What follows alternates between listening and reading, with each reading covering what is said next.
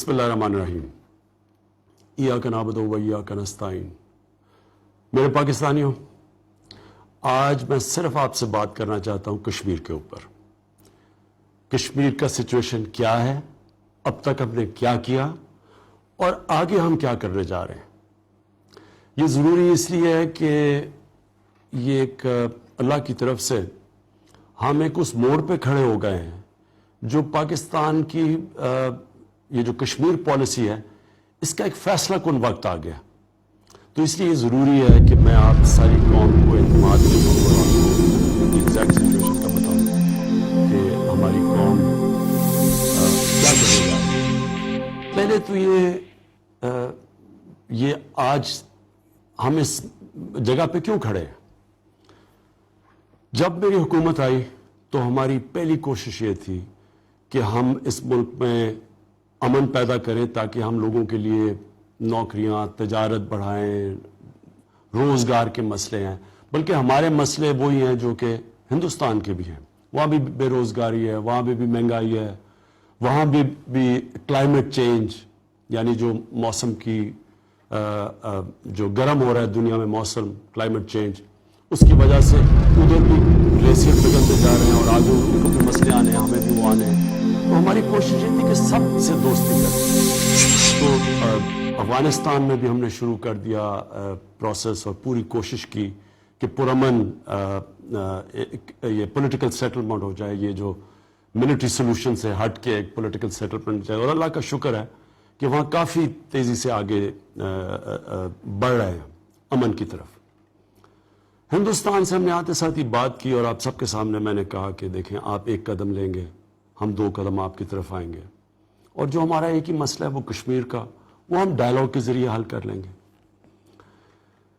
لیکن شروع سے ہی ہمیں مسئلے آنے شروع ہو گئے کہ ہم جو بھی ڈائیلاگ کی بات کرتے تھے ہندوستان سے تو وہ کوئی اور نئی بات شروع کر دیتے تھے اور موقع ڈھونڈتے تھے کہ کسی نہ کسی طرح پاکستان کے اوپر کوئی الزام لگایا جائے دہشت گردی کا۔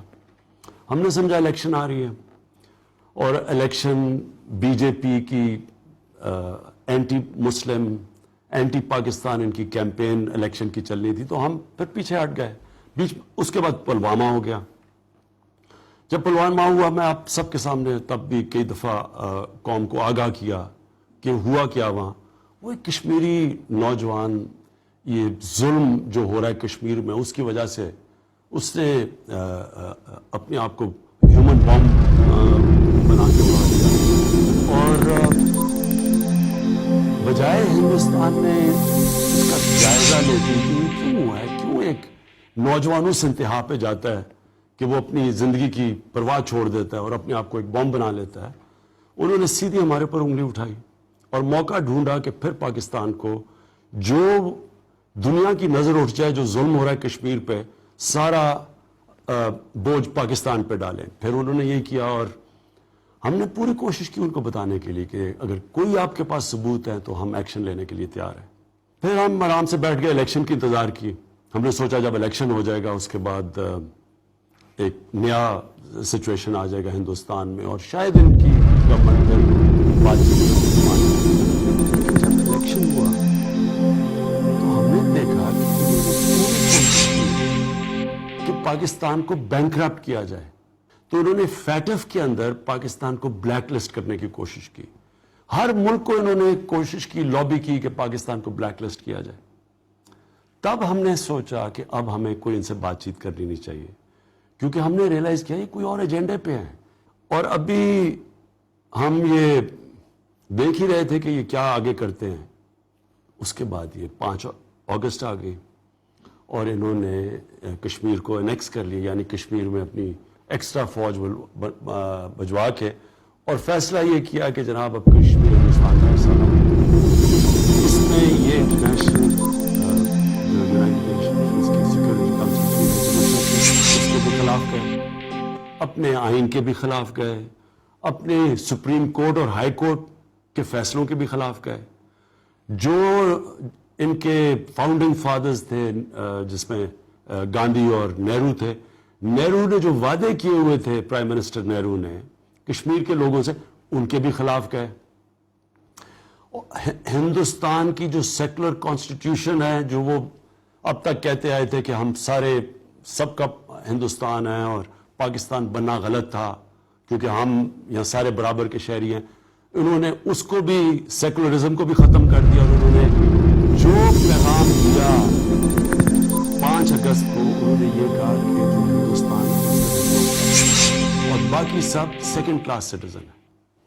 یہ جو ان کا فلسفہ ہے، یہ جو جو بی جے پی کی جو اصل RSS جو ان کی نظریاتی پارٹ ونگ ہے، جو RSS ہے وہ 1925 میں بنی، بی جے پی تو ابھی بنی ہے، تو نریندر مودی بھی RSS کے لائف ممبر رہ چکے ہیں، اور RSS یہ وہ پارٹی ہے، یہ ہم سب کو پتا ہونا چاہیے پاکستان میں، اور ہمیں اس لیے پتا ہونا چاہیے کہ جب تک آپ کو یہ نہ پتا ہو کہ آپ کا دشمن کیوں کیا کر رہا ہے تو آپ اس کے ریاکشن نہیں کر سکتے۔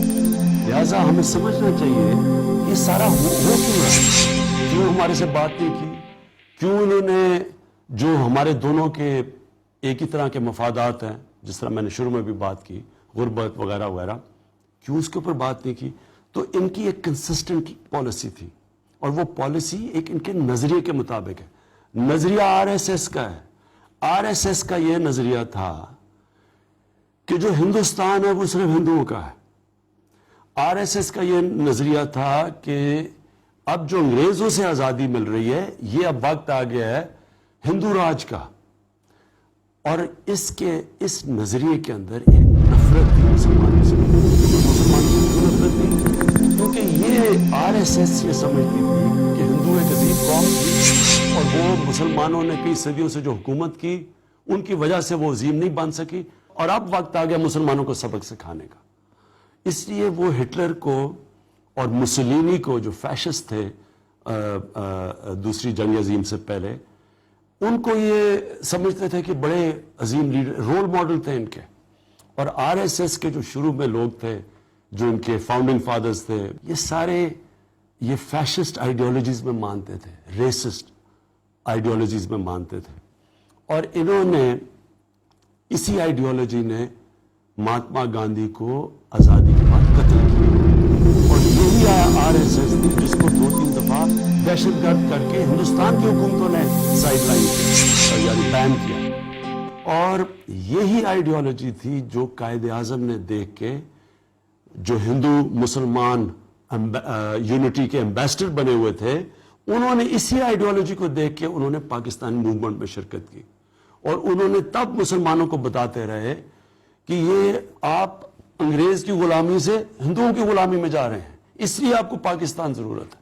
جب پرائم منسٹر نہرو گئے اس دنیا سے، تو آہستہ آہستہ ہندوستان میں یہ آئیڈیالوجی پھیلتی رہی، اور پھر اس آئیڈیالوجی نے بابری مسجد کو تباہ کیا، اس آئیڈیالوجی نے پھر گجرات کے اندر مسلمانوں کا قتل عام کیا۔ یہ وہ آئیڈیالوجی ہے جو لوگوں کو پکڑ پکڑ کے سڑکوں کے اوپر مارتی ہے، ڈنڈوں سے مارتی ہے۔ RSS کے وہ لوگ جو پچھلے ہوم منسٹر، جو بی جے پی کے آنے سے پہلی جو گورنمنٹ تھی ہندوستان کی، کانگریس کی، ان کے ہوم منسٹر نے کہا کہ RSS کے کیمپ میں دہشت گرد پیدا ہو رہے ہیں، تیار کیے جا رہے ہیں۔ یہ وہ دہشت گرد ہیں جو سڑکوں پہ جا کے لوگوں کو مارتے ہیں، کرسچنز کے اوپر جو تشدد کیا، ان کے چرچز کے اوپر۔ یہ وہ آئیڈیالوجی ہے، اور یہ وہ آئیڈیالوجی ہے جو آج ہندوستان کے اوپر حکومت کر رہی ہے۔ ہمارے اور RSS کے نظریے میں کیا فرق ہے؟ ہمارا نظریہ آتا ہے قرآن سے اور نبی صلی اللہ علیہ وسلم سے۔ جو نبی صلی اللہ علیہ وسلم کی سنت ہے وہ مدینہ کی ریاست ہے، اور مدینہ کی ریاست میں ہمارے نبی نے سب کے ساتھ میثاق مدینہ سائن کیا۔ انہوں نے سینٹ کیتھرینز چرچ کے ساتھ ایک جو کانٹریکٹ سائن کیا کہ ہمیشہ قیامت تک ہم تمہاری عبادت گاہوں کو تحفظ دیں گے۔ حضرت علی کا واقعہ، حضرت علی رضی اللہ تعالیٰ کے مقام، ان کا جو مقام تھا اسلام میں، پھر خلیفہ وقت ہے، ایک اقلیتی شہری ان سے کیس جیت جاتا ہے۔ یہ کوئی آج کل کی دنیا میں بھی کوئی تصور نہیں کر سکتا۔ اس طرح کا اسلام نے تحفظ دیا تھا اپنی اقلیتوں کو، کیونکہ ہماری قرآن میں، دین میں تو کوئی زبردستی ہے ہی نہیں۔ اگر پاکستانی ناانصافی کرتا ہے اپنی اقلیتوں سے RSS اور BJP اقلیتوں سے ظلم کرتی ہے تو یہ ان کا نظریہ ہے. یہ ہے ہمارے میں اور ان میں فرق. نریندر مودی سے بہت بڑی غلطی ہو گئی, وہ میں آج آپ کو بتانا چاہتا ہوں. اور میں سمجھتا ہوں اور انشاءاللہ یہ وقت ثابت کرے گا کہ یہ کشمیر کے لوگوں کے لیے ایک تاریخی موقع مل گیا ہے آزاد ہونے کا, ان کی غلطی کی وجہ سے. اور غلطی ہوئی تکبر میں. دنیا کی تاریخ اٹھا کے دیکھ لیں, بڑے بڑے فرعون آئے دنیا میں, لیکن جو تکبر ہے وہ اس سے انہوں نے ایسی غلطیاں کی کہ ان کی تباہی آئی. اور تاریخ ہے دنیا کی, جو دو بہت بڑی پاورز تھیں, ہٹلر کی اور وہ تکبر کے اندر تباہ ہو گئی جب انہوں نے روس کو اٹیک کیا. تکبر کی وجہ سے میرے خیال میں نریندر مودی نے تاریخی بلنڈر کیا ہے, ہسٹوریکل بلنڈر. یہ اب دو چیزوں پہ یہ انہوں نے مان رکھ کے یہ کیا. ایک کہ یہ اتنا تشدد کریں گے کشمیریوں پہ کہ وہ چپ کر کے بیٹھ جائیں گے اور دنیا کچھ نہیں کہے گی. اور دوسرا ان کا پلان تھا کہ پاکستان کو آزاد کشمیر میں یہ کہیں گے کہ جناب یہ آزاد کشمیر سے دہشت گرد آ رہے ہیں, اسلامک ٹیررسٹ آ رہے ہیں. یہ جو انہوں نے ورڈز استعمال کرتے ہیں دنیا کو اپنے ساتھ ملانے کے لیے کہ جی ہمارا تو اسلامی دہشت گردی ہے, اسلامی دہشت گرد آ رہے ہیں اور اس کی وجہ سے ہم مجبور ہیں یہاں کرنے کے لیے, دہشت گرد مارنے کے لیے, عوام نہیں دہشت گرد مارنے کے لیے. اور دوسرا ہمیں پوری انفارمیشن مل چکی تھی کہ انہوں نے, جس کو فالس فلیگ آپریشن کہتے ہیں, کہ انہوں نے آزاد کشمیر میں کسی طرح کا, جس طرح بالا کوٹ پہ پلوامہ کے بعد حملہ کیا تھا, اس طرح انہوں نے حملہ کرنا تھا. اور دنیا کی نظر کشمیر سے اٹھا کے تو پاکستان پہ ڈال دے رہی تھی. ہماری کامیابی کدھر ہوئی ہے, اور اللہ کا شکر ہے کہ ہم دو چیزوں میں کامیاب ہو گئے. ایک, ہم نے ایک دم اس ایشو کو انٹرنیشنلائز کر دیا. ہم نے دنیا کے جو ہیڈ آف سٹیٹس تھے ان سے بات کی, ہم نے ان کی ایمبسیز سے بات کی فوری طور پر. ہم نے جو باہر پاکستانی تھے ان کو ہم نے میسج دی, جو ہیومن رائٹس آرگنائزیشن تھے انہوں نے ڈیمونسٹریشن کی. اور یونائٹڈ نیشنز کی سیکورٹی کونسل نے پہلی دفعہ 1965 کے بعد پہلی دفعہ انہوں نے کشمیر کے اوپر سیکورٹی کونسل نے اجلاس بلایا. اور اس اجلاس کے صرف بلانے سے یہ ہوا کہ کشمیر انٹرنیشنلائز ہو گیا. وہ ایک ایشو جو کوئی دنیا میں باہر بات کرنے کے لیے نہیں تیار تھا, دنیا نے اس کو ایک سمجھا کہ یہ انٹرنیشنل ڈسپیوٹ ہے. ایک تو یہ کامیابی ہو گئی, ایک آگاہ کر دیا دنیا کے جس طرح میں نے کہا ہیڈز آف سٹیٹس کو. اور تیسری چیز, انٹرنیشنل میڈیا کو ہم نے بار بار بتایا اور انٹرنیشنل میڈیا نے بھی اس کو بتایا. تو اس کی وجہ سے کشمیر انٹرنیشنلائز وہ نریندر مودی کی حکومت سمجھ رہی تھی نہیں ہوگا. دوسری چیز کیا ہوا کہ جو ان کا خیال تھا کہ ایک آزاد کشمیر میں کچھ موومنٹ کر کے, کچھ اٹیک کر کے اور کہیں کہ جی یہاں سے دہشت گرد آ رہے تھے اس لیے ہم سب کچھ کر رہے ہیں, وہ بھی ہم نے فوری طور پہ ہم نے ساری ایمبسیز کو بتایا, ہم نے ساری دنیا کو بتایا کہ یہ کرنے جا رہے ہیں. پہلے سے ہم نے آگاہ کر دیا کہ یہ اب کریں گے. اس کے علاوہ ہماری فوج پوری طرح تیار ہو گئی. ہم نے اپنی فوج کو کہا, ہمیں انفارمیشن مل چکی تھی کہ کچھ کرنے لگے ہیں, ہماری فوج بھی پوری طرح تیار ہو گئی. تو وہ بھی ان کے لیے بڑا مشکل ہوگا کہ آپ کسی قسم کا آپریشن کریں آزاد کشمیر میں, حالانکہ ہم پوری طرح تیار ہیں. میں پاکستان میڈیا کا بھی شکریہ ادا کرنا چاہتا ہوں اور ان کو خراج تحسین پیش کرنا چاہتا ہوں کہ اس سارے 5 اگست کے بعد جس طرح کا رول آپ نے پلے کیا اور جس طرح آپ نے اس ایشو کو اٹھایا ہے اور جس طرح آپ کی وجہ سے انٹرنیشنل میڈیا کو بھی سمجھ آئی ہے کہ یہ جو RSS کی آئیڈیالوجی کیا ہے. اور میں یہ چاہتا ہوں کہ آپ کا بھی بہت بڑا رول ہے اب کہ یہ جو اب کشمیر کے اندر جو ظلم اور تشدد ہو رہا ہے, آپ نے یہ جو ہماری اب تحریک چلے گی اور انشاءاللہ یہ چلے گی جب تک کشمیر آزاد نہیں ہوتا, آپ نے اپنا رول پلے کرنا ہے. اب ہم نے کرنا کیا ہے, یہ تو سچویشن آ رہا ہے, آگے کیا کرنا ہے. میں سمجھتا ہوں کہ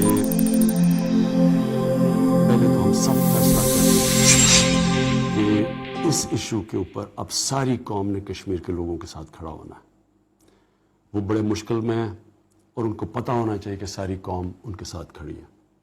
اس کے لیے کیا قدم اٹھانے ہیں؟ سب سے پہلے تو جس طرح میں نے پہلے کہا, میں کشمیر کا امبیسڈر بنوں گا دنیا میں کشمیر کا جو حالات ہیں، جو پیغام ہے، جو سچویشن ہے، وہ میں دنیا میں لے کے جاؤں گا، دنیا کے میڈیا پہ اٹھاؤں گا. جن ہیڈز آف اسٹیٹ سے ابھی تک میری بات ہو چکی ہے ان سب کو میں نے آگاہ کیا، اور آگے بھی انشاءاللہ جن سے بات ہوگی میں ان کو سب کو بتاؤں گا کہ کشمیر میں ہو کیا رہا ہے اور ہمارا مقابلہ کس سے ہو رہا ہے.